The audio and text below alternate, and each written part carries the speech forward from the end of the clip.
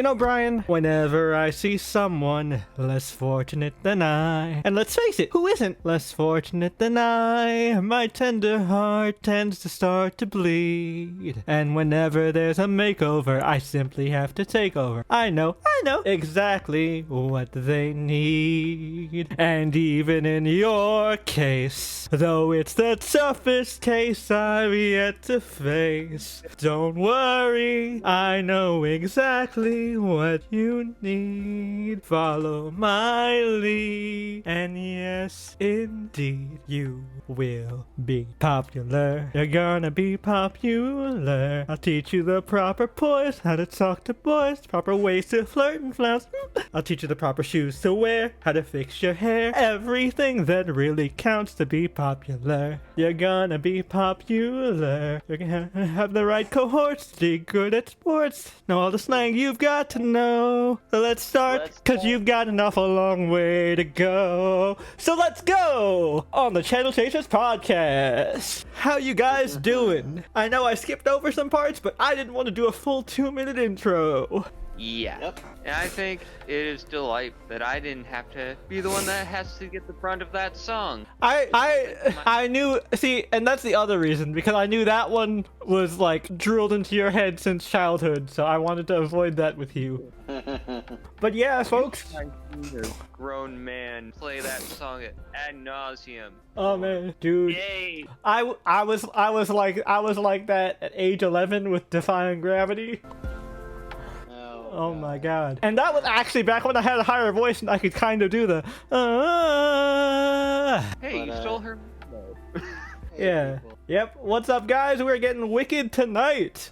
This is a pretty fresh recording. You know, Brian saw the movie yesterday. I saw it 2 days ago as of the recording, and Tony saw it, I believe, 3 days ago or 4 days ago, sometime as of this recording.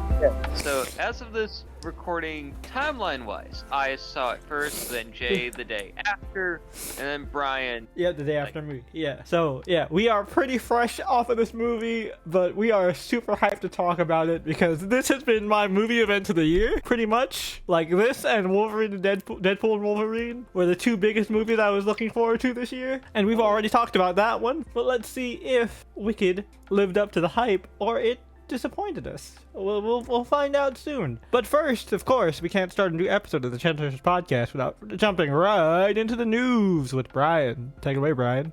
All right, so sometimes on the podcast we do an in memoriam, and sometimes we like to highlight like smaller people and honor them. And there are two smaller, lesser-known voice actors that just recently passed away that I want to honor real quick. One of them is Dan Hennessy. Like the alcohol? One of those, apparently, but like maybe coincidence. But he played a big role in our childhood. But he was like one of those voice actors that like played bit roles here and there. Oh, what has he been in?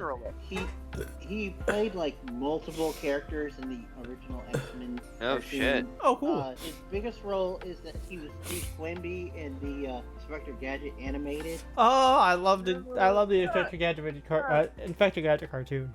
Quimby. Yeah. Yep. And also he was one of the Care Bears, and he also was RoboCop when they did that. The RoboCop animated series. Oh shit. Yep. Oh no. And more recently, if you're familiar with the Little Bear series, I loved Little Bear as a kid. he was Father Bear. Oh shit. Oh no. And he provided the voice of Father Bear until 2005. Wow. Oh wow. Yeah, I remember watching Little Bear as a kid on Nick Jr. Yeah, so like a little bit of an unsung hero from our childhood. Respect to that guy. Yeah, rest in peace. Oh yeah, indeed. And then we're gonna hop countries and go to Japan. Oh no, please God. And I am going to butcher this name. I apologize. Iji Yanazawa.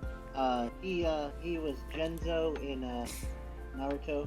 Nah, when you said Jinzo, I was like Genzo, Genzo. I don't remember a Genzo in Naruto. He was also the professor in Mobile. Oh shit! I watched Seed. I like Seed.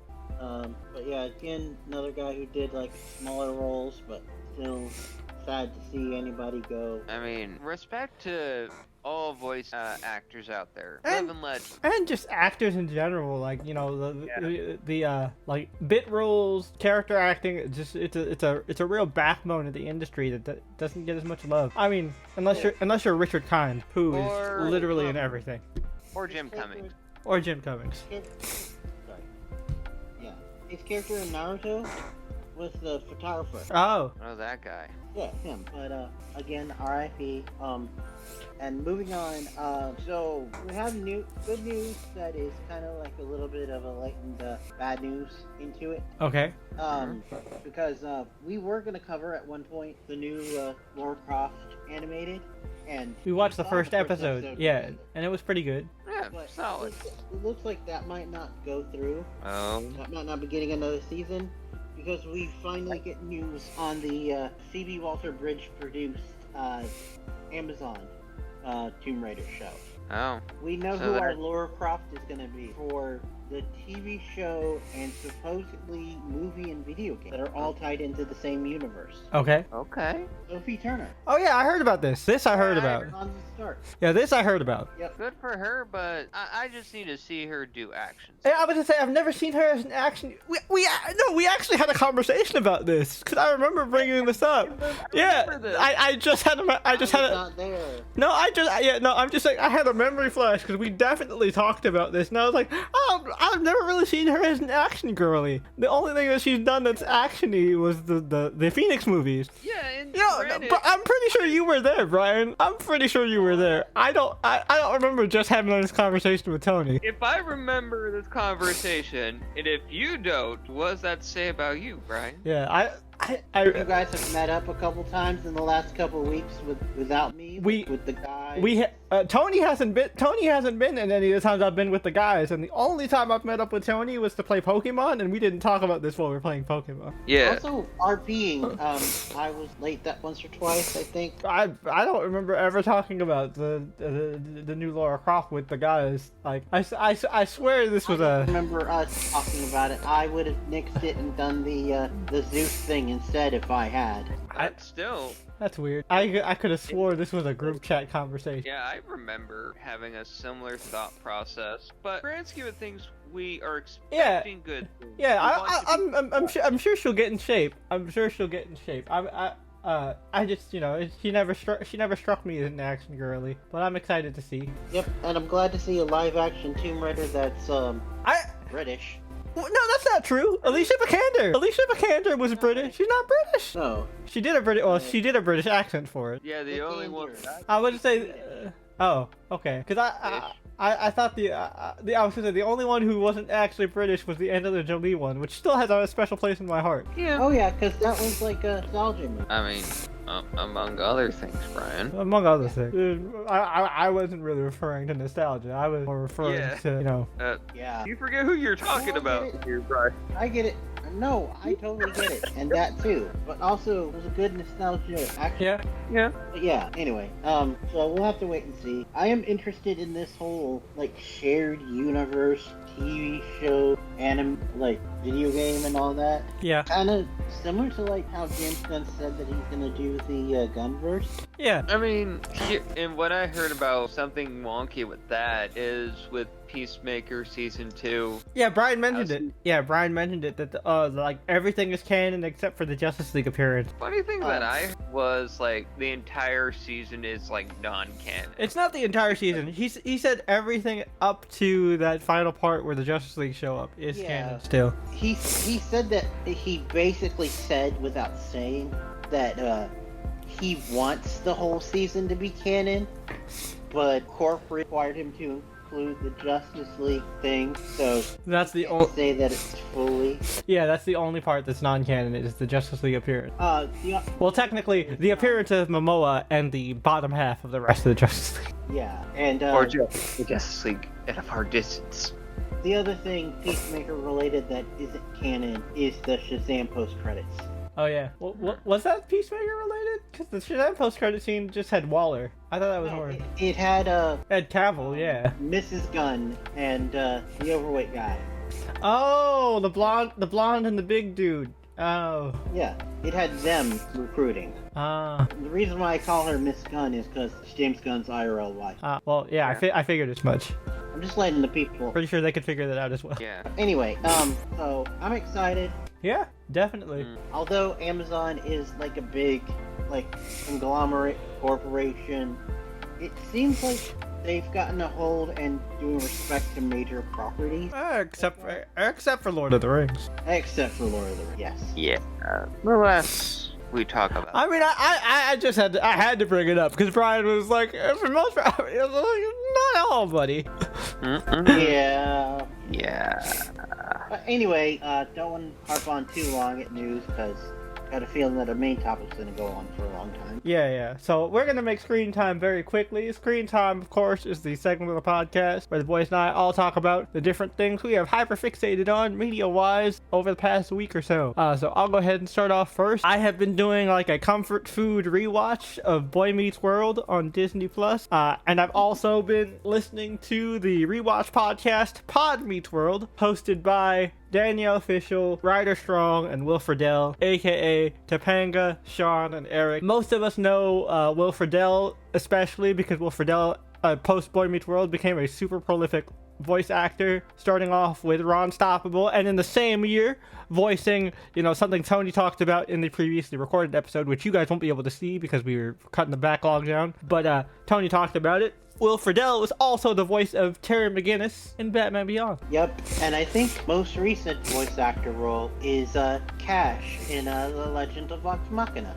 He was also the voice of Star-Lord in the Guardians of the Galaxy animated series, the voice of Deadpool, and a lot of Marvel stuff. He still works with Disney a lot.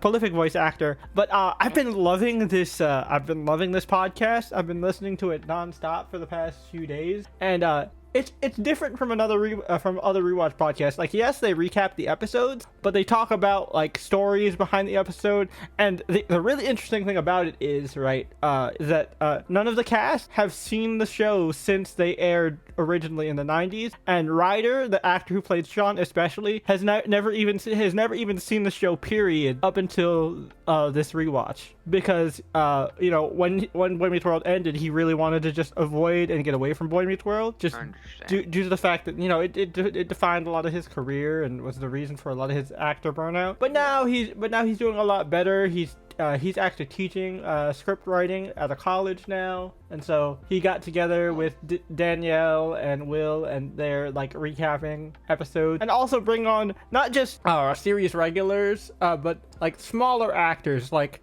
they brought on all three of the bullies, who, like, the actor who played Frankie, the bigger bully of the bully trio, has been in so much stuff. That dude was in Remember the Titans. He was in American History X. He's been in a lot of shit. Also, I had no idea that Adam Scott's first ever TV role was on Boy Meets World, which is pretty crazy to me. They invited Adam Scott up there as well. There are just a lot of funny jokes, and I've really come to like Will Friedle as a person, just because he seems like somebody I would hang out with, because he's just as weird as his character Eric, but also he has this love and fascination with history, which is, something that, Tony and I both have, and like he goes on and on about just random fun facts sometimes, and like there are just some really funny things that go on through the plot as they're watching. They're like, what subject does Feeney teach? They keep talking about he's a social studies teacher in this first season, but he's always recommending literature. Like, why do you read Shakespeare in a social studies class? Because most Shakespearean plays are historical plays. But it wasn't even in that context. It was Romeo and Juliet. It wasn't King Lear or Macbeth. It was Romeo and Juliet. Which is weird and hilarious, honestly. Like, if it was one of the more historical plays, like King Lear or even The Tempest or something like that has historical significance, sure. Which is something Will pointed out. It's just like, but no, this is just a play you would read in an English class. Or a drama class. It's like, yeah, why in a social studies course? just generalizing social studies. Yep, No. yep. And they also talked about some interesting stories about like how certain cast members like got let go pretty like for one reason or another, like Mr. Turner, which I don't know if you guys remember Mr. Turner if you watched Boy Meets World, but Mr. Turner was super important to Sean's storyline, and then all of a sudden he just gets in a motorcycle accident and we never see him again. Oh yeah.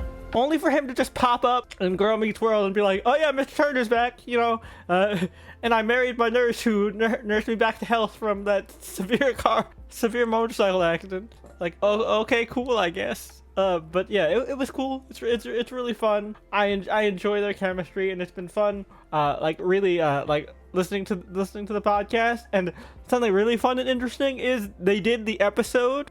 They covered the episode where Corey was running for class president right at the time where Ben Savage was campaigning to be a California congressman. Oh my god. And you know, Ben Savage is, of course, for people who don't know, the actor who played Corey. So it's just a funny timing. And they were like, just so you guys know, you know, obviously we love Ben. You know, Ben will always be, you know, a big part of our lives. But you know, we are neither endorsing or condemning him. You know, we're not going to bring politics into this podcast. You know. Ryder even brings up, you know, growing up, Ben and I really disagreed politically, but I don't know if his views have changed, but mine certainly have. And, you know, for those of you who are curious, Ben Savage was running as a Republican. Oh boy. So, yeah. But it's been really fun. And, like, they've been interviewing, like, a bunch of the background actors. Like, they had some really interesting people in the background of this show. Brittany Murphy, like, a bunch of people, like, before they were them type actors. Yeah, and you were telling me off screen about like the girl that Corey cheated with. Yeah, the girl Corey cheated with in the Ski Lodge episode in, like, season 4, that was Linda Cardellini. So, you know what, Corey? If you're gonna cheat on Topanga, peak 90s Topanga, with somebody, if it's Linda Cardellini, I don't blame you, Corey. I don't blame you. And they had really good chemistry in that episode. I haven't gotten to that episode yet, because I haven't gotten to that season. I'm currently on, like, season 3. But, it's really fun. They've also interviewed other, like, 90s, 80s, 90s, like, child actors. Like, they've interviewed both Andrea, I forget what her last name is, but the lady who played Kimmy Gibbler, and they interviewed interviewed Jodie Sweetin as well. They've interviewed a bunch of other people, like Jason Weaver, who is if you've ever seen the show Smart Guy, he was the brother Marcus on Smart Guy, as well as probably the biggest thing, which is wild. He is the singing voice for young Simba in The Lion King. Oh, wild. Yeah, it's crazy. But yeah, so I've been listening to that pretty much nonstop, and it's been fun. Also, I'm sorry to say this, but I have broken my card game addiction has come back in full force. I have relapsed. I downloaded Pokemon TCG Pocket, and I'm not going back. Now, here's Fun. the thing. Love it. Have you spent money on it? Yeah. Of course I have, Brian. That's why I phrased it. Like, It's like, I warned this man. I said, you can live vicariously through me. that wasn't enough for me, Tony. Those cards look too cool. That is true. Those cards are cool. I've built so many cool decks, listeners. Like, just real quick tangent. I built a really solid Pikachu deck. Me and Tony had some back and forth matches. I believe it was like 4-2 at the end. Yeah, overall, I think it was about 4-2. Yeah, Tony almost evened it up, but I pulled the win out of my ass at the very end. It's those protagonist powers, bro. It do be like that. It do be like that. Even. Oh yeah, like I wasn't just out here kicking Tony's ass. Tony had me on the rope several times. It was a fun time. Also, it's just nice to finally know how to play this damn game after 20 years of collecting these cards. Exactly. And I'm like, okay, that makes sense. This isn't as hard as I thought it was gonna be. Huh? Okay. Cool. It's all about gaming coin flips, and it's ridiculous. Yeah, no, I hate coin flips. I hate coin flips, and this game has made me hate Misty. Misty is a selfish, greedy whore. No aftercare, no care, no nothing. Yep, just all tails.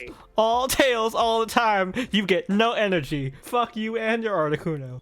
Alright, Misty. Thanks for nothing. Just leaving me to just out to dry, I guess. But yeah, so that's me. Brian, what about you? Actually, good tie-in, because I actually started playing Pokemon TCG. Oh, nice.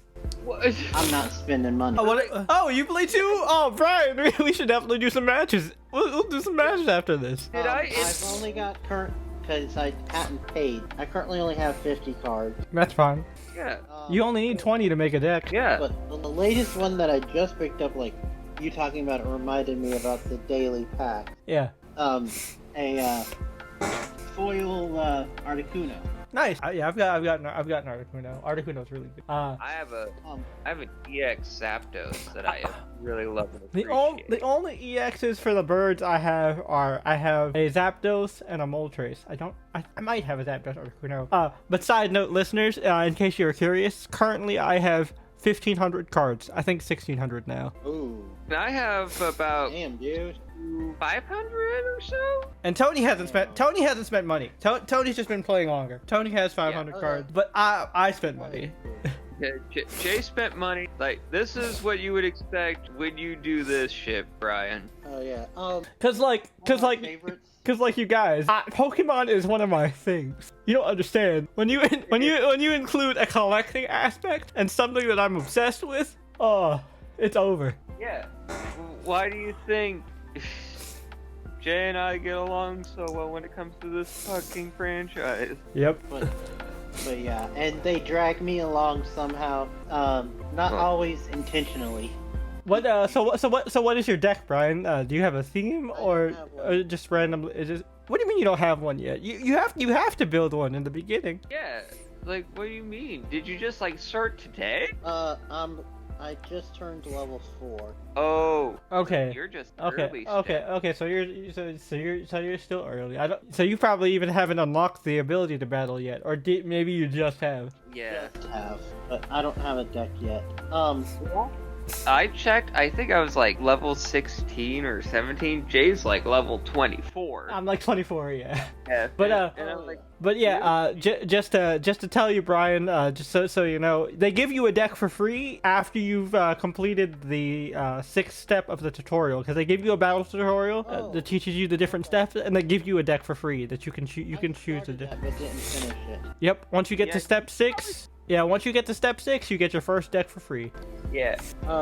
Nice. I think so far my favorite card is that I've gotten an EX Arcanine. Oh, nice. And then also a shiny shiny Squirtle, where he's like in the meadow. Oh, I've got that one. I've got Is that he one. just fine? I have like a special Charmander where he's just sitting on a rock And it's like dark at night outside. I love that one. I love that one. I've seen it, but I don't have it. I have that one, and I have the Bulbasaur one. I have that one, the Bulbasaur one. I don't think I have the Squirtle one. I also got a really intense foil Alakazam. Oh, I have that one. I mean- That's in my Alakablam deck. And Tony faced my Alakablam deck. Alakazam hits like a truck. Nice. And Anyway. hey, a word to the wise though: don't be like this dum and say what type you're using. Yeah. Now, to be fair, I was you beat me a couple times, but even when I've shared my type, I was still able to win. Yeah, true, but we were trying to be like clandestine about it. At least I was. I didn't really care, because I figured, sharing types even ground. Yeah, fair enough. Still left room to just like, hey, probably shouldn't do that. I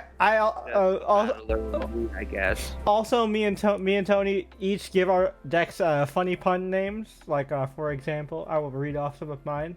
Project Mewtwo. It's Electric. Chartastic. Alakablam. Spooky. I changed the name from Spooky Scary. Spooky Scary Skeletons. I changed it to Who You Gonna Call. Nice. Yep, that's all I've got. Oh, and I've got Ice Age. You have to say it like that. You can't say it. By the way, that reminds me, they did announce that doing another Ice Age movie. Oh, cool. This time actually bringing back the original actors and not doing like the last one where they focus on a random cipher. Huh. Nice. Yeah, but mine are called Spark One, Spice, Surf's Up, blah. Oh, my fighting one is called Nice Bulk. Thank you for reminding me, Tony. There you go. Oh, that's the one I was missing. The only true to end a dumbbell episode is a nice bulk. Don't give me your dubisms there, stupid bastards.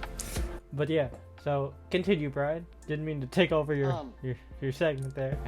No, it's fine. It was like a transition one. But also, I've been getting into well, first of all, that TikTok and I guess YouTube creator Comet forgot their second thing that I shared with you, Jay, that does the Percy Jackson. Yeah. They also have been recently getting into and talking about that show 911. Oh, yep. So I was inspired by them, and I started watching it. Oh, I watched the first season, the one with Connie Britton. Yeah, it's pretty cool. The Comet Fire, that's their name. I wanted to specifically get it because shout out when you can. Comet Fire. But yeah. After Connie Britton leaves, we still want to get like the perspective of the 911 dispatch. Yeah, and doesn't Homie's sister become a dispatcher? Yep, played by Jennifer Love Hewitt. Yep. And I'm actually really liking the show, but God, is it intense! Like, Yeah, no, this was one of Elizabeth's favorite shows. I remember. dude, it's like a rite of passage for each main character to like end up in the hospital almost dead. I mean, they don't necessarily have the easiest job. My favorite character from the first season that I saw was the Asian guy. Oh yeah, Chimney. Chimney, there he is. Yeah. I love Chimney. And they do a lot of interesting stuff with Chimney even later on, like when you find out his backstory. Oh God, he's got one of the saddest backstories.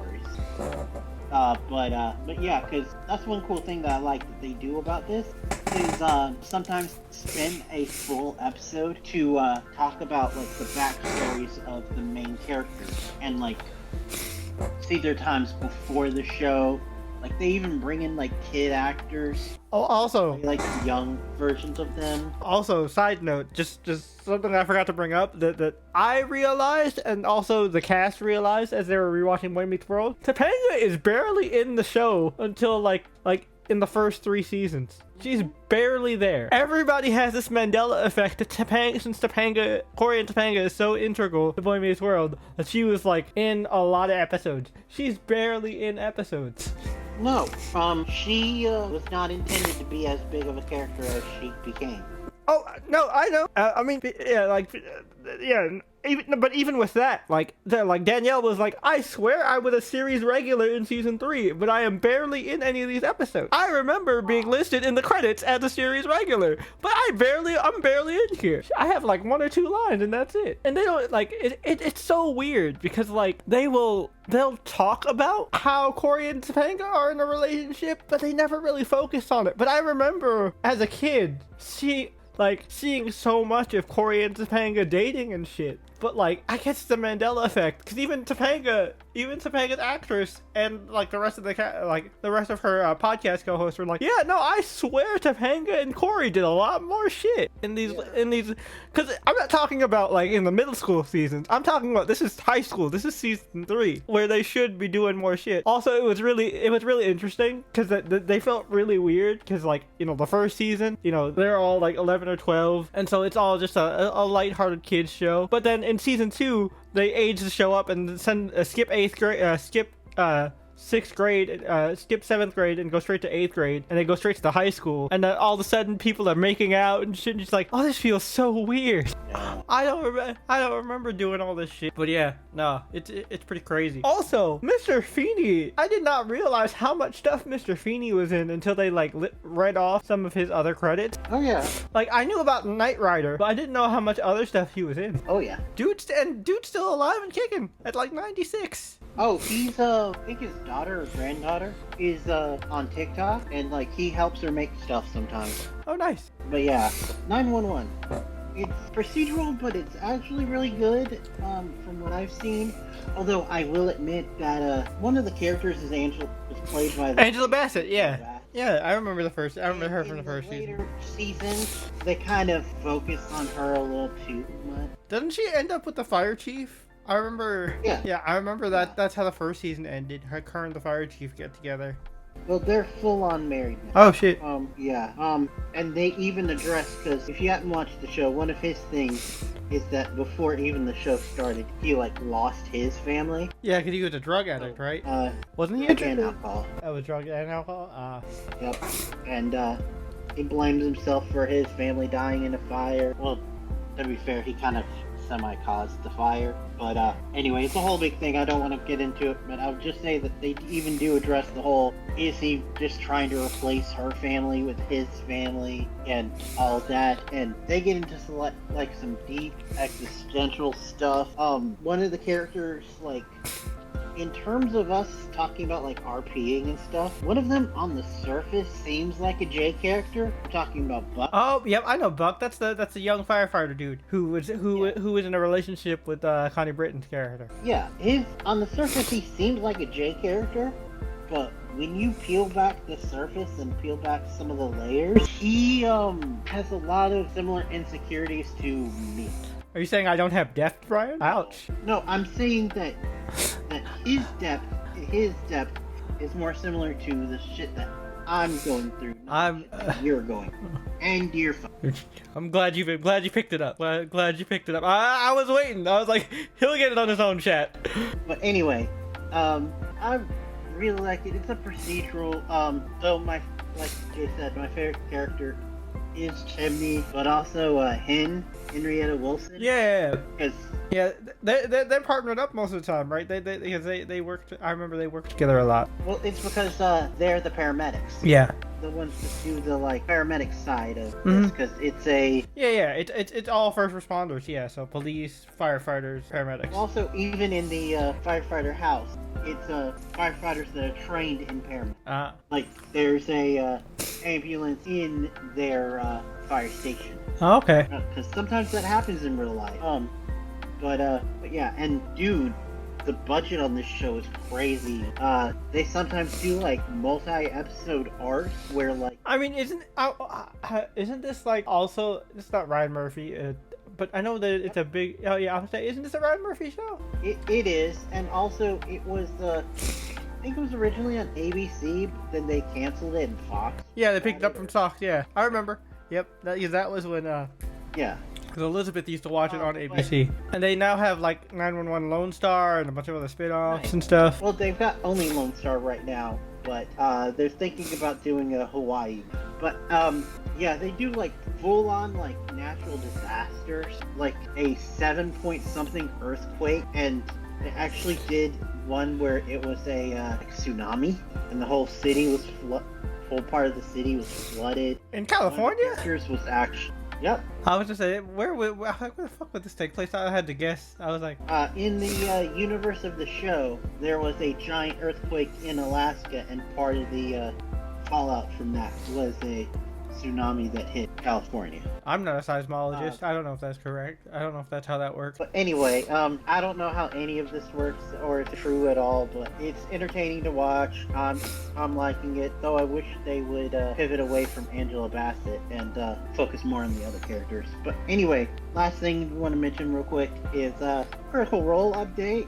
Things are getting intense. Like, I have a feeling that Campaign 3 might not last past February of next year, which is their 10th anniversary, and just things are getting crazy. It's hard to talk about it without spoiling, so I will say this. Currently right now in what I'm watching, some of them are playing their Campaign 1 character, like Vox Machina, to help with the big overarching story, and they're involving all 3 campaign teams and the reoccurring NPCs from all 3 campaigns and shit. It's intense.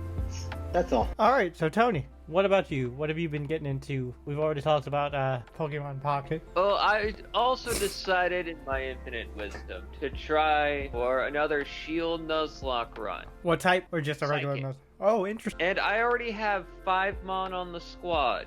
Cool. And you know what's the most beautiful thing on the planet? Okay. When you're doing a Psychic type Nuzlocke in Galar, the overabundant Dark types cause your own bug while being also a Psychic type. Oh yeah, Orbeetle. Orbeetle is pretty solid. No, So it's currently a dotler, but yes, I have my chrysalis of my ladybug whipping ass, telling badgers, foxes, and cats to fuck off. Nice. And the naming convention is famous intellectuals, smart people, scientists, that sort of thing. Okay. And the most recent capture I got was a woobat. Nice. Huh. that I named Nostradamus. How cool. I thought it was a good idea, and I thought it was funny. I mean, yeah, psychic. Nostradamus is a prognosticator. That makes sense. Hell, I named my bull toy that I caught fucking Daedalus. Oh, nice. The creator of the Labyrinth of Crete. I named a Natu that I caught from a Dynamax raid.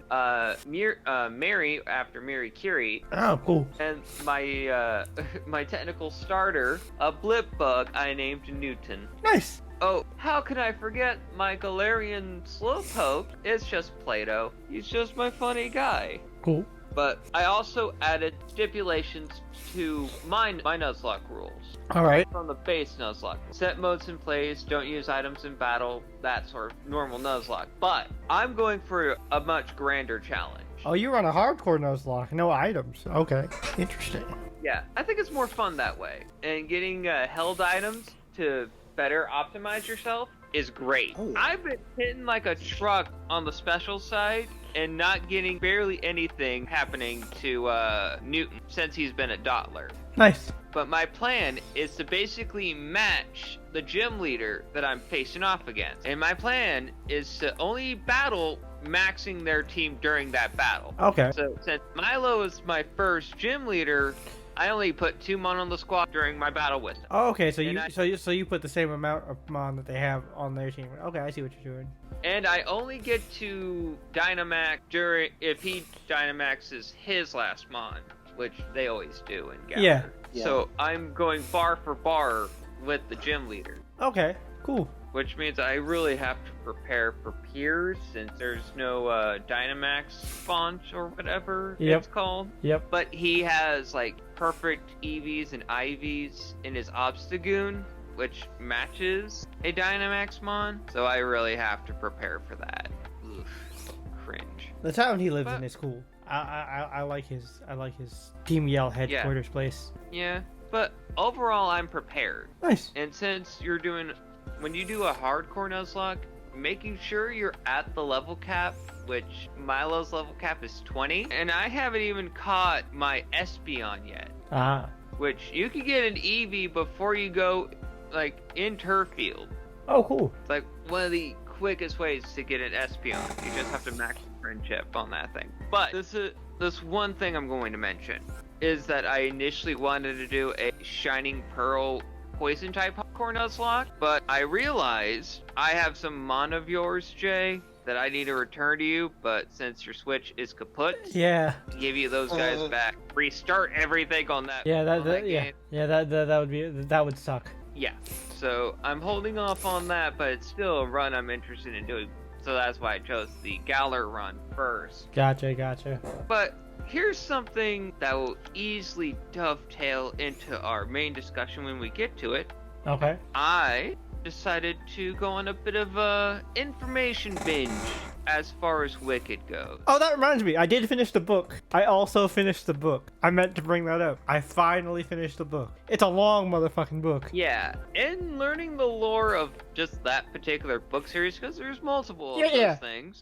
So there's Wicked, then there's Son of a Witch, and then there's then it leads into Wicked and Son of a Witch is a duology, and then it leads into a trilogy that There's follows. 4 books before the trilogy. There's 4. Really? I thought. Huh. Yeah. Because I know Elfie is a prequel. Elfie's a prequel. Yeah, but there are 2 books after Son of the Witch, and then there's a trilogy after that. Yeah, I know. So yeah, I know because I know the trilogy follows the granddaughter.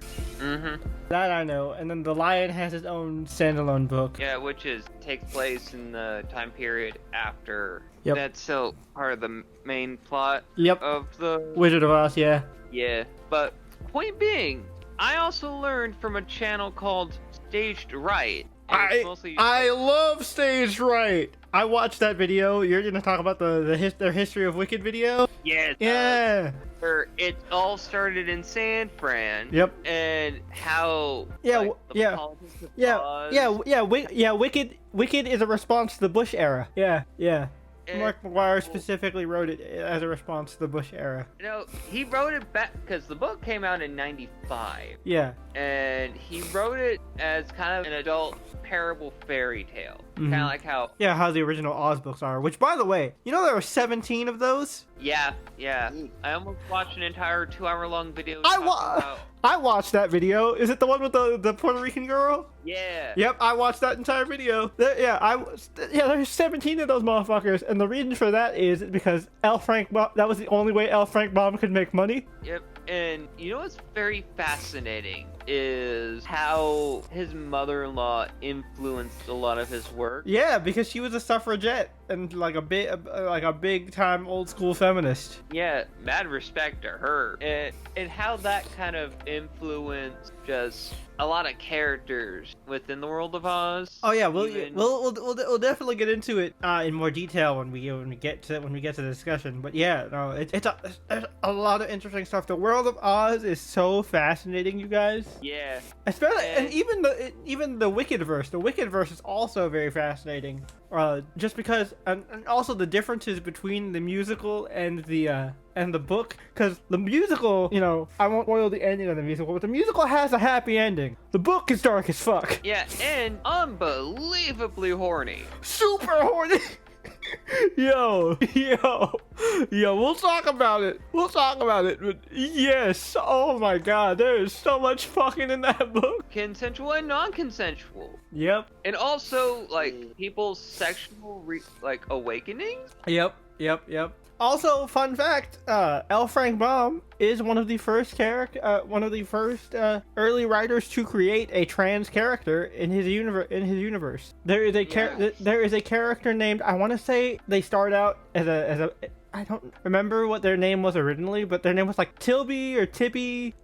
But they're a character that's introduced in the sequel book to The Wonderful Wizard of Oz. It turns out that they had their gender changed via magic to hide them because they were the princess of Oz named Princess Ozma. Yeah, because the wizard basically murdered her entire family. Yep. Or had her entire family murdered. the wizard is a jackass. Yeah, no, that's another thing that's interesting that we'll talk about further into the discussion. But like, the wizard is just fucking, it's weird because in the first book he's just like straight up like evil, but then they try to Baum tries to walk it back and turn him into more of a kooky uncle, hoping that the kids don't remember that he like genocided a whole family. He hard pivoted into a different overall villain entirely. Yeah. The fucking Gnome King, dude. I mean, but the wizard and the Gnome King aren't the same person. Oh, I know. I'm well aware of that, but I'm just saying. No, but I'm. Hard. Oh yeah. To a different villain. A villain entirely. Oh yeah, that's what I'm saying. Like Baum tried to walk it back, and like he went from the wizard being this this villain to just being the goofy uncle that hangs around with them sometimes. Yeah. Like, look, man, when you introduce an incompetent Kansian to your fictional world, your snake oil salesman, man. Also, the geography of Oz is fucking wild. Yeah, this is insanity. Like, hats off to you, Mr. Baum, back then. Yeah, he was super creative. Like, yeah, seriously. And I just find it fascinating. Just learning about, because I almost watched a stage right video on one of my favorite ever just musicals in general, Dreamgirls. Oh, I've seen that video. It's a really good video. It talks about the whole history of them making the musical, their back and forth with Motown, the whole thing with the Supremes. Very good stuff. Stage Right makes really good videos if you're a theater nerd. I'm really looking forward to that because the music of Dreamgirls is one of my favorites. Oh yeah, I mean, and I'm telling you, fucking what? Mm-hmm. You want to talk about an Act 1 showstopper? Like, but before we got that Tony. Yeah, and there's a reason why they got Jennifer Hudson, and Jennifer Hudson absolutely obliterated that for the movie. Mm-hmm. But before we actually get into talks of other show-stopping numbers, shouldn't we get to... Yeah, it's trailer talk time. So, Yeah. now, let's go ahead and jump into the next segment of the podcast, which is, of course, Trailer Talk. Trailer Talk is the segment of the podcast where our boy Brian here has gathered together six brand new trailers as of the recording of this podcast. YouTube people, you can find the link to the playlist in the description down below. And, audio listeners, we will go ahead and just list off the trailers as we talk about them. So you can look them up if you want to, pause as we mention the names and then watch the trailer and then listen to our thoughts, because through the magic of editing, we will return very shortly with our thoughts on these trailers. But until then, please enjoy this short intermission and a small word from our non-existent sponsors. And we're back. Okay, solid trailers all around. One of which we all saw in the theaters when we saw Wicked, which was of course the How to Train Your Dragon live action trailer. The runtime confused me, but I guess the Rotten Tomatoes fan nerd thing at the end and all that. But yeah, it looks really good. Yes. Like the kid playing Hiccup, honestly just has it down packed. Yep, he sounds like him without doing an impression. Yeah, If that makes sense. exactly. It is a little jarring seeing Toothless in live action, because it's basically the same, so it kind of clashes with my brain a little bit. Yeah, because the only difference is a little bit more texture. Yeah, it feels like he stands out. It looks like those commercials for Pokemon Go, when Pokemon Go first came out. Which, oh god, we don't need to get into that, but that whole big controversy. What controversy? Pokemon Go. There's a controversy with Pokemon Go? I mean, with people, running into traffic and shit. And first here. It has come out that the company that ran Pokemon Go did this all just so they could teach an AI about location. Huh, did not know about that. If they ever had a spot where it was a blind spot, they just set a Pokemon right there, and they used Pokemon Go to basically film the world. Huh, interesting. But yeah. Insanity. But yeah, that's what it reminded me of. Anytime, you see commercials, any of the old, Yu-Gi-Oh commercials or Pokemon commercials where they show, the monsters in live action, that's what it looked like to me. Kinda, but we only saw a little bit of it, and it's only the trailer. I'm not saying it's bad, it just really threw me off. Yeah. I hear you. Especially because it was the scene where it was just him, Hiccup, and Toothless. But I love the original. The interesting thing is though, how are they gonna change it? Because the original trilogy is really fucking good. It's honestly, I think, the best DreamWorks trilogy they have. Because Kung Fu Panda was a perfect trilogy, and then they fucked it up by making a fourth one. I don't know, but they got the same guy, so. I guess they're gonna make it more closer to the live action ones. Maybe they're gonna be closer to the books, because I know it's based off of a book series. So maybe, who knows? But anyway, looking forward to that one. The Jamie Foxx Cameron Diaz one. I don't remember what it was called. Back in Action. Back in Action. When I saw that title, the first thing I thought of was Looney Tunes Back in Action with Brendan Fraser. Oh yeah, that got awful. It's not that bad. I like Looney Tunes Back in Action. I just think it's goofy more than anything. I can enjoy it and also at the same time acknowledge that it's not a good movie. I feel like God. I feel like God awful is a stretch, because I feel like it's one of those so bad it's good kind of thing. Yeah. But anyway, Cameron Diaz is actually acting again. Yeah, it looks cool. It's a little by the numbers, but we've seen this premise before a bajillion times. Yeah, I don't think we've seen it where it's mom and dad. Yeah, we have. It's called Spy Kids. Yeah. Oh, so this is like Spy Kids if we have interracial Spy Kids. This is interracial Spy Kids. Exactly. Yeah. That's all it is. If we focused on Antonio Banderas and Carla Gutierrez. Yeah. But and they were an interracial couple instead of both being Hispanic. Yeah. But yeah, it looks fun. I'll say that. But that's funny. Right. So, I don't think we have had one with the mom and dad. That's like. Well, I mean, where the mom and the dad are the focus. Oh yeah, are the focus, yeah. But the mom and the dad are the spies? Yeah, Spy Kids. Like, But you know what's not fun? but still looks enjoyable. Huh. The madness. That looks too intense for me. I'm good. Yeah. I will say that It also operates in this weird, murky political yeah. situation where I'm just like, I'm okay. I will say that I am glad that Coleman Domingo is finally getting his dues. Yeah. Well, who knew that the start of his career would be Euphoria? Yeah, right. Well, it wasn't the start of it. It wasn't the start of his career. It was just where he. The start of his It's the start of his like blow up. Like he's been around, yeah. but like it. Blow up was Euphoria. And not I don't think he was in like a main episode of Euphoria. I think did he first appear in that little side special? No, he was in season 1. Okay, I remember he showed up in the side special, at least the Zendaya side special that was in between. When she was forced to go to rehab. Right. He kind of became her semi-sponsor. It wasn't. No, he became her full-on sponsor. Well, at first it was semi, and then it was full. Ah. And yeah, but the most that we ever got to see him was the special. Yeah. But yeah, it's he's a good actor. But anyway, also speaking about political and maybe not watching it. The Sterling K. Brown thing? Yeah. Paradise. Yeah, I'm good. I'm Yeah. good. I know propaganda when I see it. And also the whole thing of it's the This Is Us creator doing serious stuff. No, to be fair, Not yeah. More like action thriller dramatic. Because I mean, This Is Us has had some super serious, intense moments.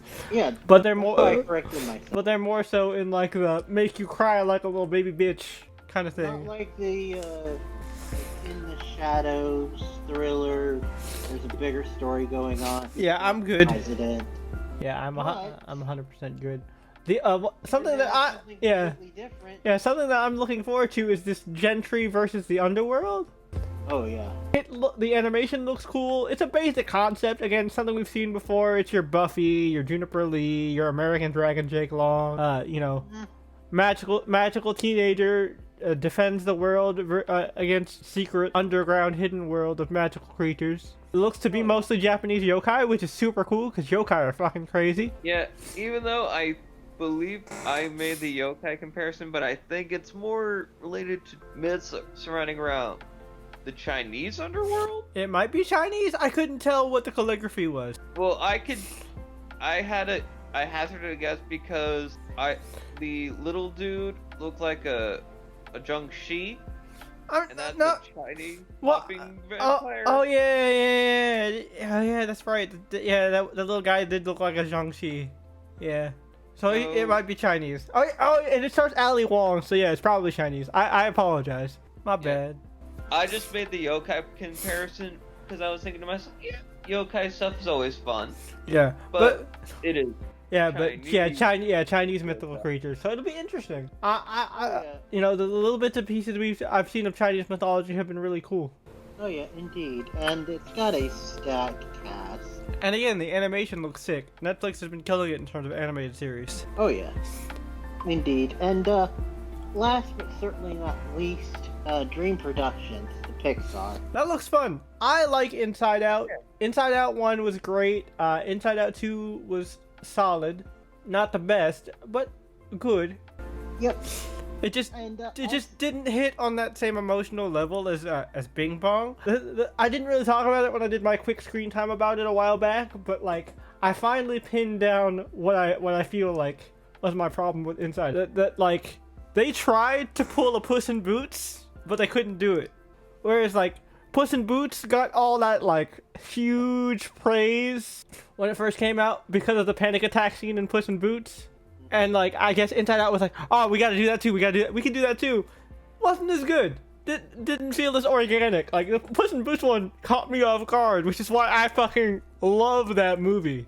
And I remember like I remember it specifically because we hyped it up so much that Brian got underwhelmed.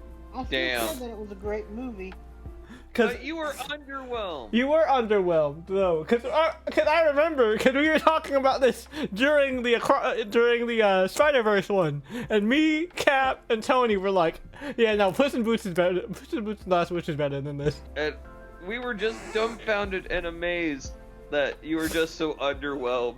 Yeah, man. You kind of overhyped it. I don't know, man. When you get that on top of Pedrito's backstory, oh, dude, I cried. I cried in that theater, man.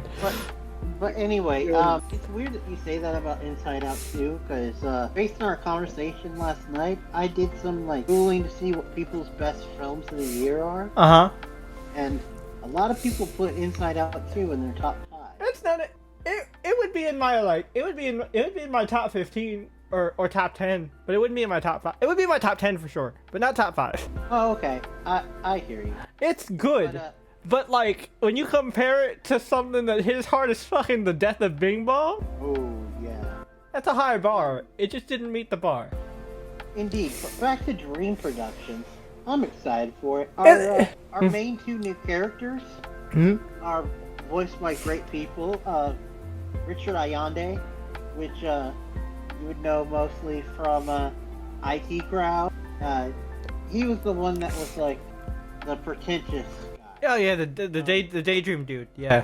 And then our lead is actually our girl Julia from Girls Fight Over. Nice. Nice. So yeah, that one looks like it's gonna be fun, cute. Yeah, and it's only 4 episodes. Yep.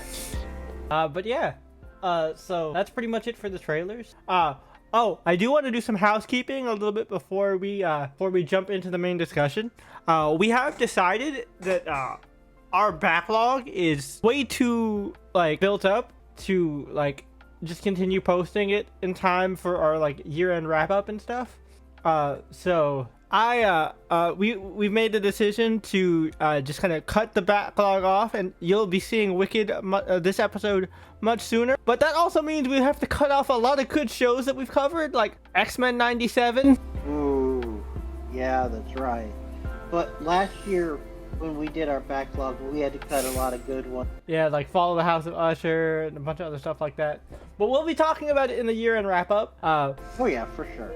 Which I would like to know, people in the comments, those of you that do actively watch the show, would you prefer the wrap-up to be like right before we go on our break, or do it like we did last year and do it as our kickoff for the year? If we don't get feedback, then we're just gonna do it how we did it before. But I am curious to know. Because also starting it in the new year means that we get to cover everything in the Yeah. like last year when we did it. Part of the reason why we did it was so that we could include What If. Oh yeah, true. Yeah. That's true.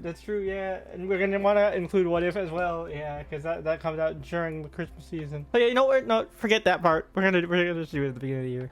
So yeah, without further ado, it is now time to follow the Yellow Brick Road all the way down to main discussion town. It is time to talk about Wicked. So, Wicked Part 1. Spoiler free.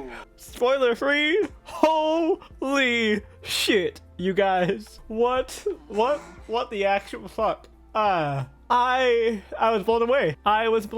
I have loved this musical since I was like maybe 10 or 11 years old. This was the first non-Disney musical that I ever saw, and I remember it just blowing my mind. And like Defying Gravity has been a song that has meant so much to me because of just those words. I'm through with playing by the rules of someone else's game, done accepting limits, it's just all that entire messaging. It just always really resonated with me, and it's just always been like one of my favorite songs of all time. And like ever since then, like it's what turned me into a theater nerd. This is the reason I'm this cringe ass drama kid.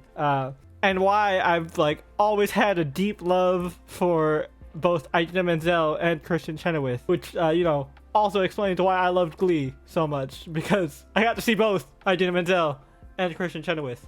But yeah, this musical means a lot to me. And so I went in with very high expectations, and they were met and then some. I gotta say, if I had just a little bit less self-control, I would have gone into full karaoke mode. I was singing along the entire time, but I was like whisper singing, you know, trying to sing as quietly as possible, even though like my sister who was sitting behind me still tapped me on the shoulder. Did not care. But I like was enjoying my time in the theater at least. it was such a good time. John M. Chu did such a great job with the cinematography. Whoever handled the choreography needs to get an award. The choreography was so amazing.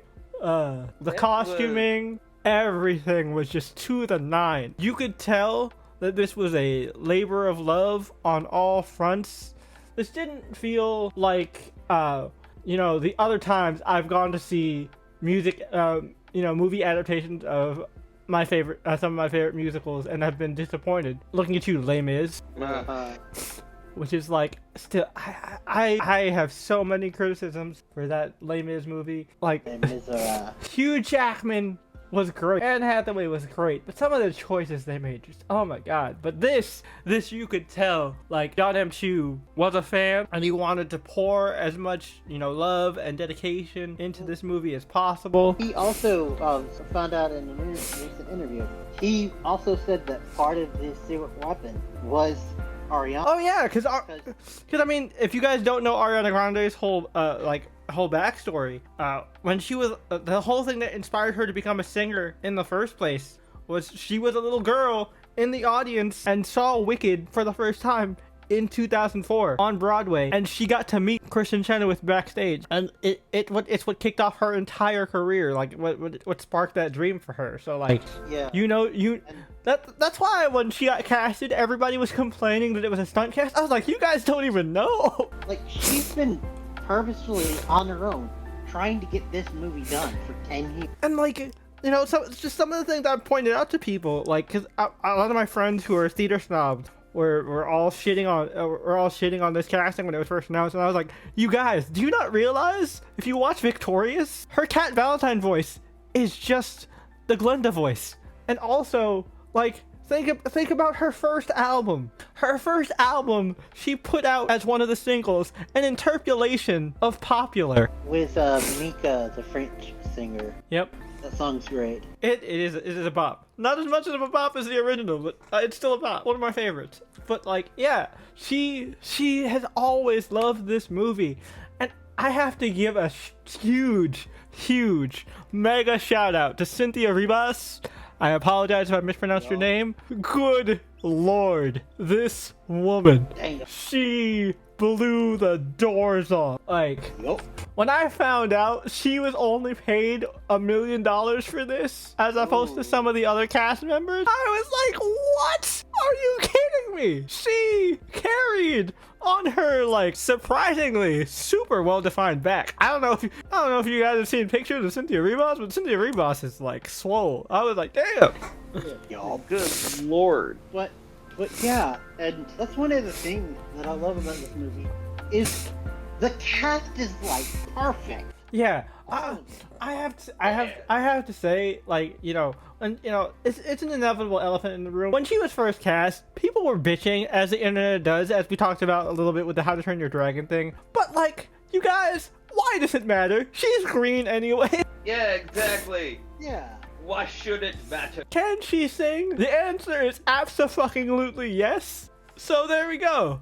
Problem solved. Yeah, and it's just like everyone was perfect, even down to like the smaller stuff, like Bo and Yang. Man, Bo and Yang was so hilarious as one of Glenda's bitches. Yeah. My favorite moment with Bo and Yang's character is a little moment when Fierro shows up, and like, you know, Fierro's like, can I ask you something? And he's like, of course, anything. Could you know, move out of the way? Oh yeah, that's anything. He was just so good. Also, I loved Nessa Rose. I also just love the fact that they incorporated Nessa Rose into some of the choreography, even though, and still kept her in the chair. That was so cool. As someone who's in a chair, that was sick. Yeah, and this role was like almost made for Jeff Goldblum. Oh my God, yes, he was amazing. We'll get to it in more detail. But it was from the moment he stepped on screen, the moment he clickety clacked onto screen, I was like, Oh yeah. Oh yeah. And like, Perfect. Did I not tell you? Yeah. No, you were right. But like, from like his first appearance and like his first persona and all that, to like when we find out more about him later on. Yeah, his mask All off, of that. his whole mask off moment. Yeah. Yep. All of that was just like meant for Jeff Goldblum. I mean, right from the intro of the movie, where he gets his first little introductory number during Alphaba's origin sequence, it's just like, oh yeah, great. Yep. This is like how I feel Grandmaster should have been. Yep.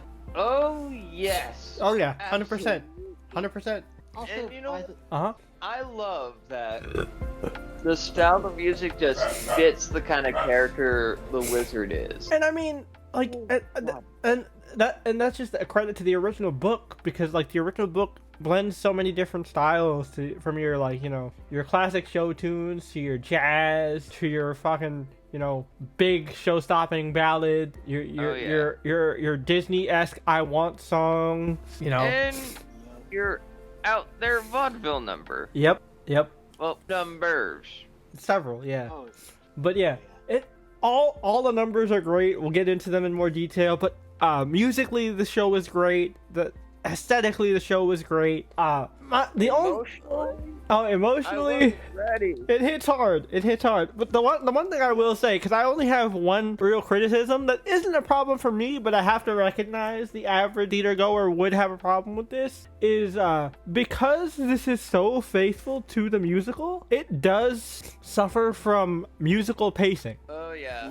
And if you've ever worked in theater, done a show, or like you just love musical theater in general, you know, it has the act structure, and like, you know, musicals are always a slow burn, especially the 3-act musicals. Which is why personally I hope, and they've only confirmed a second movie, but personally I hope they make this a trilogy, because they end the movie at the very end of Act 1. So Oh yeah. I think it would be smart if they just do Act 1, Act 2, Act 3. the only thing is, the movie is scheduled to release Yeah, in 2025. November, yeah. so they may have already finished. Yeah, I know. I'm sure they can figure it out, but like the other reason I like it, and some things that I actually do like a little bit more than the original, is they actually explore some of the plots from the book a little more that like the musical kind of just skips. Although there is no other they still cut the governor's third child. Apparently his son is still not important enough to make it to the musical. Because you know, Elphaba and Nessa actually have a younger brother. But guess he's not important enough. Fuck him, I guess. So not appearing in this film. Yep. But yeah, it 100% gets the Channel Chaser seal of approval. I will not spoil my rating yet, but needless to say, it is very, very high. Do you guys have any final spoiler-free words before we jump into it? No. Brian? I won't say what it was because I don't want to overhype the non-spoiler section, but this did cause a movie first for me. I will say that, in a good way. I really enjoyed it. Nice. Okay, so now we're off to see the wizard in the wonderful land of spoilers. So abandon all hope, ye who entered here. Yes, I mixed the Wizard of Oz and the Divine Comedy. Deal with it. About to spoil the movie. Please go watch this movie. It's great. All right. So holy shit, there's so much to get into. But the first thing I want to get into is the fact that some of the stuff that they actually included from the book that is barely included in the musical. They actually include the scene at the Oz Ballroom. Although they don't show the full Oz Ballroom because the Oz Ballroom, man. So let me explain to you non-book people or anybody who hasn't researched the book what the Oz Ballroom is in the book. It's a full-on sex club. Motherfuckers out here dancing and having orgies and shit with animals, with people. It's fucking wild. Sounds like it. They're doing all kinds of drugs. It's crazy. It was crazy. But they at least have the one scene. They at least have the one scene in the Oz Ballroom, which is fun, which helps to establish Elphaba and Glenda's friendship, which is great. Seriously, oh my god, Ariana Grande as Glinda. Oh, This was a role she was born to play. The other thing about this movie, right, is that this is a musical. Like, that people aren't doing movie acting in this. They are doing theater acting. Because everything is so much of a big swing. And everything is so physical. The thing that I love about Ariana's performance is like the physicality and the physical comedy in all of her movements, how exaggerated they are. yep. One of my favorite, even just subtle moments, was in a scene where it's I think it's Elphaba and the Madam talking. Yep, Madame Morrible. Madam Morrible talking, and you just see this pink blur go by. Yep. And you just know that it's her because signature pink. But they don't show it. They just show pink blur zooming by. One of my favorite, just perfect demonstrations of Ariana Grande's performance and her characterization as Glinda is when she approaches Fiyero. And she takes the book, is hiding behind it, and they have their banter. I'm like, oh, this is so fucking good. Yep. I did promise to give a tour to the new student to any new student that arrives. Are you a new student? I may be. Oh, then come with me. Oh my god, and Fiyero was so perfect. Yep. This man wrote on fucking books. Yeah, dude. He blew my mind in Dancing Through Life. Jonathan Bailey. Yeah, he was so good. Absolute legend. And the chemistry he has with both Glinda and Elphaba, fucking electric. Yeah, I mean the Winky Prince. He be Yo. Let me tell you something, yo. We talked about how the book is fucking horny. Fiyero gets down. Yep. Yeah, this man. Okay, so to make it a more accurate comparison. In the book, Fiero's culture, they get arranged marriages at 7. And it's like more of like a polyamorous culture, kind of similar to some Arab nations. Yeah. Where they have multiple wives and such, and they're actually like encouraged to have multiple partners. Like I believe in the book, his wife even offers her to let him like sleep with his sister, and like when it comes out later that Elphaba and Fiyero are a thing, like, you know, she approaches the wife, and the wife is, you know, the wife is upset, but more so because Fiyero just didn't tell her about it, more so than like the fact that they had an affair. Yeah. Also, Brennan bastard baby. That is a small spoiler, but I don't think we're gonna get there anyway, because they're probably not gonna do a sequel to the book. Yeah, but I'm just saying book-wise. Book-wise, Elphaba does come to the castle knocked up. Yep. But the point is, their chemistry is so fucking good. And also, kudos to Jonathan Bailey, because I did hear in like one of the little like interviews before the trailers thing that he really impressed the cast because he did all of his own stunts. Oh wow! Including all the dancing. Oh wow! Yeah, like that backflip and everything. That was all him. That's amazing. He's really good. Also, as a book reader, I am so surprised that the movie makes Bach actually likable. No, Mans is the absolute worst. Bach is likable in the movie. He's the worst in the book. In the book, he is just a fucking unrelenting simp. Yeah, and he is pathetic in the book. In the movie, he's at least a decent guy. He's still kind of simps for Glinda, and it's a little fucked up that she did that in front of Nessa, but like, still a decent guy. But like in the book, part of that goes down to being played by SpongeBob. Yeah, Broadway SpongeBob, not Tom Kenny. Yeah, no. But here's the crazy thing about all that, right? His book counterpart marries somebody else that just wants to. That was so crazy. There's a whole thing where like they send holiday letters to each other, right? Like essentially the odd equivalent of Christmas cards. And Bach always talks about how his wife keeps trying to unalive herself. Yep. Damn. And this is one of Glinda's friends, mind you. Yeah. So, and plus, the way that certain events play out in the book compared to the stage musical, it's a bit different. Yeah, no. Bach is Bach is a creepy motherfucker in the book. And in the musical, too. No, I mean, yeah, in the stage musical, yeah, but in the movie, he's not that bad. Yeah, I mean, he's just like... He's just a simp in the movie. Maybe they'll show more and show him actually how bad he actually is. But like the tiny bits we saw in part 1, he's not that bad. Yeah, in comparison. Yeah. Impact. I'm just gonna slap people across the face because I know it's coming. Oh yeah. Like also, the last time that we do see him was when he's openly simping for Glenda in front of Nessa. Which. Poor form, my guy. Poor form. Yeah. You just shook her dad's hand and was like, yeah, I'll take care of her. Glenda, you're so great. Oh my god, dude. Read the room. But also bravo to Nessa's actress. Yeah. I wanted to know. I never looked it up. Is she actually disabled or is she just in a chair? Oh, that's awesome. Marissa Bode, I think that's how you say that. Before this, she has done 2 short films and a lot of like stage work. Which, by the way, she is gorgeous. Like, but this is her first like movie. That is amazing. I love that. I love seeing that. As somebody with a disability who is physically disabled, I love that so much. She was 8 years old in a production of Little Shop of Horrors. Oh, nice. I like Little Shop of Horrors. Being in that show, it's a fun one. Oh man, but yeah. So to get back to it, yeah. And also, just the chemistry and banter between Glenda and Elphaba, so good.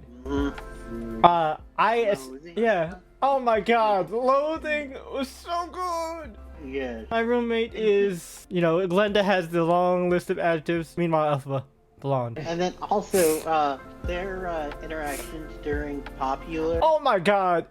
You wanna talk about, if you couldn't tell from the intro, listeners, that is easily one of my favorite songs, right behind Defying Gravity, and that was the one where like I had a hard time not like full volume singing that song. Before we get to that, because that's at the end of the film. Thing with Popular was not just I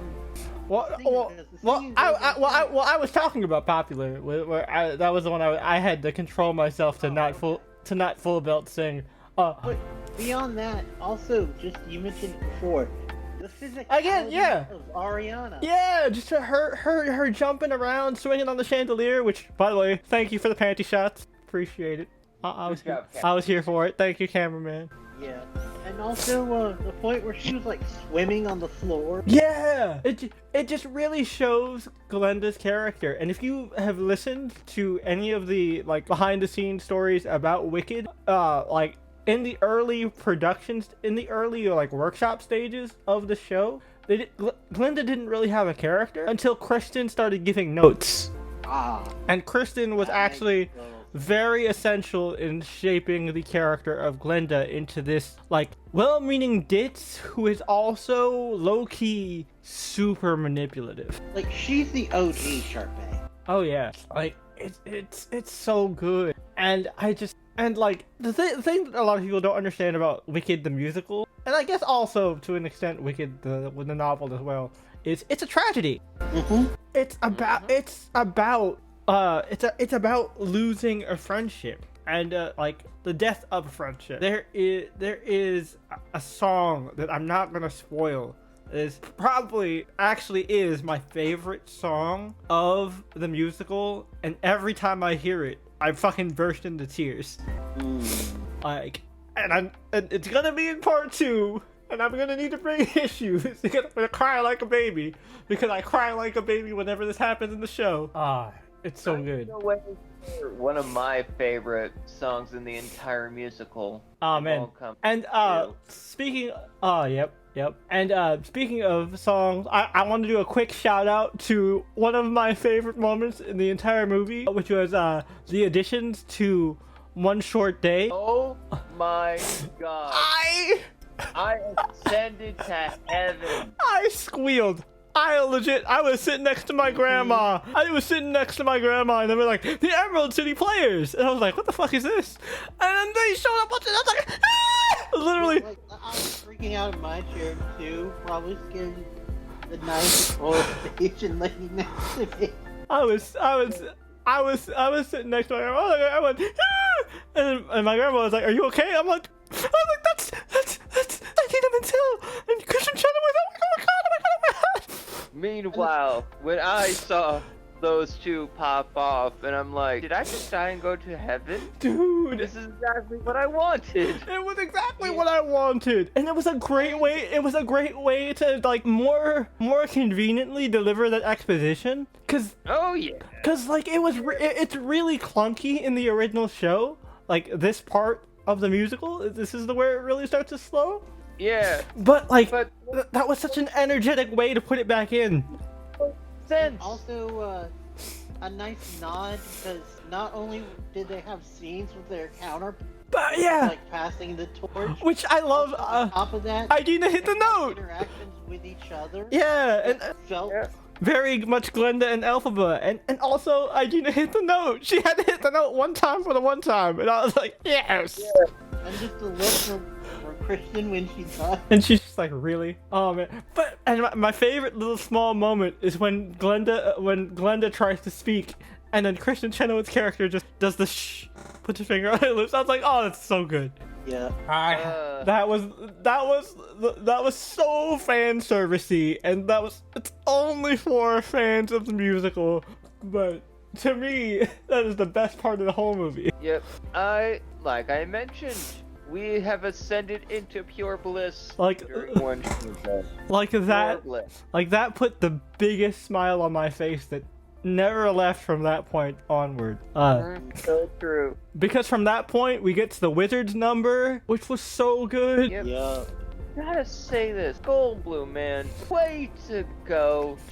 I was. It was great because it was very theatrical, but it was understated at the same time. You know what I mean? Yeah, I was hesitant. I was scared for a minute. Especially because we had stuff recently like Joker 2, where like Joaquin Phoenix, fantastic actor, but man cannot sing. I was thinking, oh my god, is Jeff Goldblum about to do the same thing? Oh shit, no, Jeff Goldblum. He's not like a singer, but he's got charisma to it. An album before. Yeah. Yeah, but that's why I made the vaudeville comparison. Oh yeah, it was very much a vaudeville performance. I was like, yes, that makes sense. That works. And he has the right amount of physicality, especially during No One Mourns the Wicked. No One Mourns the Wicked, especially, yeah. Oh. I also really loved. I think the song's called Elixir, but the opening bit. Oh, that's part of. That's just part of No One Mourns the Wicked. Oh yeah, but that part during like Alphabet's origin scene was just so good. Yep. Yep, and they really amped up the horny during that bit. Oh yeah. For the film. Oh yeah. Really amped up the horny. I mean, like, from, Bro. like, scene 2 where she takes off the coat. Yup. She was ready. She was ready. Yeah, she wanted to get down and dirty like that moment. She wanted to play with the wizard's wand. That's for sure. Yep. Drink all that But- green stuff. Probably some white stuff too. Oh my god. I mean, But yeah. Okay. Enough beating around the bush. Here it is. She did it, folks. She did it. did the thing. Cynthia Rivas. Just abs. And also, again, shout out to Ariana Grande. Just the chemistry also goes back to the music too, because like during the part that I was really looking forward to the most was my favorite part during Defying Gravity is when it becomes a duet again, and you get the part in the bridge, the unlimited, together we're unlimited. And oh my god, it was so good! I had chills throughout that entire song. Oh yeah, and dude, the like flying part. Oh, the build up to that was so good. The release of the broom flying up. Oh, Yeah. oh. So if you can't find me, let's go. Oh, that's the part that I was waiting for, because if you've ever seen the show, that's where it really kicks off, because like, you know, it's that slow build up, and then the broom, and they shoot up. So if you can't find me, look towards the western skies. That is Oh, a movie first for me, where I like shed a tear just in awe. oh, dude, I was close to that, but yeah, just that, especially the emphasis, because it's one of the most important lines of the song. The during that part, so if you care to find me, look towards the western skies. As someone told me lately, everyone deserves a chance to fly. And I'm like, yes! Yeah. Oh, it's so good. And the fact that they end the movie on the note, no notes whatsoever. Perfect. Cape billowing in the wind. Oh, so good. Not only Like- Kate billowing in the wind, but her unintentional magic bigger. Yep. Oh man. And I also just love that they do like focus on the importance of the cape. And like the scene of Glenda, you know, giving it to her to give her like one last memento, just to remember, you know, you'll always have a part of me with you, kind of thing. And it's just, and again, they don't say it, but it's just that little action of her taking that cape off the wardrobe and just like, you know, make sure you have this around you. And I'm just like, oh, it's so good. They do such a good job of showing their friendship without having to say too much about their friendship. You know what I mean? Yeah, and just like the tragedy of everything. Yeah. It especially gets more tragic if you read the book. 'Cause, man, I'll talk about the book spoilers in more detail. I know I spoiled a little bit with the son, but like, man, it's crazy. And like, also we got to see obviously some of the precursors to some of our original like Wizard of Oz party members. The Cowardly Lion, you know, was rescued. Now the book leaves it ambiguous to who the Scarecrow and the Tin Man are, but Wicked the musical does not, at least for one of the party members. So I'm looking forward to seeing how they handle that. I can say, as someone who hasn't read the book, it does seem like two members. There, You can kind of see. the musical only confirms one. Yeah. The musical only confirms one. One of them is left ambiguous, and there's a fan theory about one of them. But there's only one definitively that the musical chooses to confirm that it's them. The book leaves it entirely ambiguous. You don't ever really know if that person is that person. Yeah, Yep. indeed. But yeah. So, final thoughts and ratings. We'll start with you, Brian. I want to go last. Alright. I love, as someone who only knows about like Act 1, which I will be completely honest with you, I hadn't seen it. So I only knew about mostly just Act 1. Maybe there might be some songs I know from Oeuvre that I didn't realize were part of it. That's what happened with Act 1 too. But as someone who has as limited knowledge as I do, I loved it. Like you said, Jay, it is a little music heavy, and there are. I mean,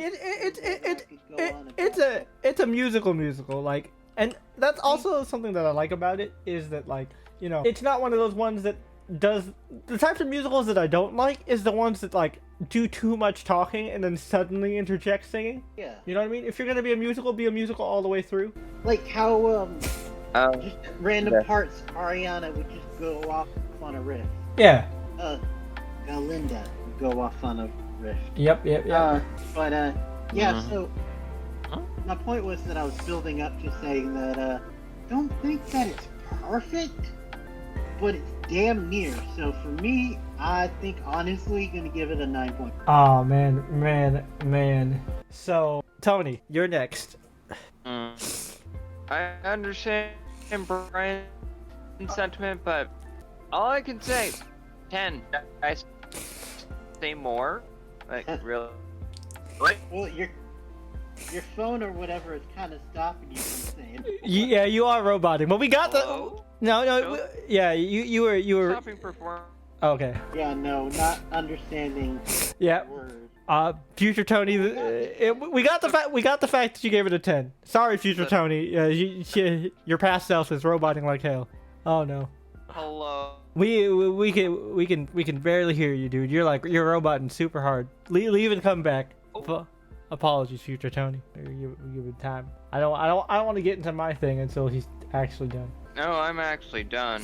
Okay. I don't know why my signal wants to drop out in my own fucking house. Damn, that's rough. But we did get we did get that you gave it a 10, so that's the important part. Okay, me. Okay, so easy 10. Easy 10 out of 10. Best movie of the year for me so far. I loved this musical, so I was expecting to be very harsh on this movie. I really was. But damn, did they give it their all and really just blow me away. Like, every single performance knocked it out of the park. The storyline, even though, like I said, it has musical pacing problems, I didn't care because I like musicals. I was here for all of it. Like, I'm trying to give myself a little bit of buffer because also I don't have as big connection as you guys do. But I do think that upon rewatching, this could be in like my top 20 like films ever. I'm not gonna go that far just yet, but I think it could definitely be in top 20 musicals ever, movie musicals ever. Which, by the way, it had one of the biggest musical openings of all time. Nice. It was the third biggest opening of the year, behind Deadpool, Wolverine, and Inside Out, and is the 5th ever highest weekend of a musical ever, second for non-Disney. Yep. Which, like, real quick, by the way, in case you guys are curious, the song that makes me cry like a little baby bitch every single time I've heard it in the show is called For Good. Oh, now that you mention it, I have heard tales. For Good is so beautiful. I'm not gonna sing any of the song, but I will just tell you, like, it is a song about the, like, losing a friend and like being like the main message of the song is like, I'm glad I knew you. I'm glad I got to know you, and I'm glad you were part of my life, kind of thing. That reminds me, thing that I forgot to mention. We sometimes in this podcast like to talk about facial acting. Yep. Ariana during that opening number, which song? Yep. Yeah. No One Mourns the Wicked. Yeah. No One Mourns the Wicked, and you just see her face. Yeah, and just all the pain and hurt, especially in the moment where like the one girl from the crowd pops up and is like, Glenda, I heard you were her friend. I'm just that, like, when she pops the bubble to try to pretend to, like just the usual ditzy, but then she, you see that little glimpse of reality, and it's just like, ah, damn. And just like when they're singing about how wicked and bad she is, and she turns her face and sorrow on her face. Yep, it's beautiful, and I cannot wait to see the follow-up and finale next year. Wicked Part 2 has a very high bar to meet, but if Part 1 is of any indication, I have plenty of faith in this whole team. Indeed. Alright, well, so Brian, now that we're done gushing over this amazing movie, why don't you tell the lovely folks at home what we will be covering next week on the podcast? Well, we're covering a complicated, dramatic relationship of a different sort next time. Blood-related sisters instead of just friend sisters. Yup, still just as messy, if not. Yep. We are covering the second and final season of Arcane. I wonder if they have anything as close to as much of a banger on the season 2 soundtrack as Enemy, because Enemy is still dope-ass song. Oh yeah. But yeah, looking forward to it. I loved the first season. I'm really interested to hear what Tony thinks about the first season. We haven't really asked him about it yet because we wanted to save his thoughts for the podcast. But I'm excited to hear what he thinks, and I can't wait to see how this ends. But that's it for us, you guys. Until next time, it's time for us to fly away. Peace.